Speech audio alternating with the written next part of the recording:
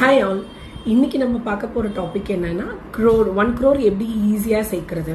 இதை நம்ம already multiple வேஸில் சொல்லியிருக்கோம். லைக் டெய்லி 100 ரூபாயே எப்படி 1 கோடி. நிறைய பேர் எனக்கு ஷார்ட் டேர்மில் 1 crore வேணும்னா ஒரு மினிமம் ரூல் இருக்கு. பார்த்தீங்கன்னா 15 × 15 × 15 நீங்கள் கேள்விப்பட்டிருக்கலாம். அதாவது 15,000 ரூபாய் 15 வருஷம் 15% ரிட்டர்ன்ஸில் 1 crore நீங்கள் ஈஸியாக அச்சீவ் பண்ணலாம். இப்போ இருக்கிற இன்ஃப்ளேஷனில் பார்த்தீங்கன்னா இந்த நெக்ஸ்ட் 15 இயர்ஸ்க்கு அப்புறம் இந்த 1 crore-ன்றது பார்த்தீங்கன்னா 25 to 30 lakhs-ஓட வேல்யூ தான் இருக்கும். இஃப் அட் ஆல் நீங்கள் லாங் டேர்மில் ஏன் நாங்கள் இன்வெஸ்ட் பண்ண சொல்கிறோம்னா, ஃபார் எக்ஸாம்பிள் நீங்கள் ஷார்ட் டேர்மில் எனக்கு 1 crore வேணும், ஒரு 9 இயர்ஸில் வேணும், 15 இயர்ஸ் ரொம்ப லாங்காக இருக்குன்னு நீங்கள் நினச்சிங்கன்னா 9 இயர்ஸில் நீங்கள் எவ்ரி மந்த்லி 50,000 சேவ் பண்ணீங்கன்னாவே போதும்.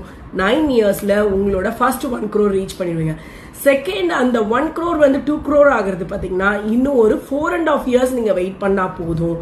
அதுக்கப்புறம் அந்த செகண்ட் அந்த 2 crores 3 crores ஆகிறதுக்கு இன்னும் ஒரு 3 years.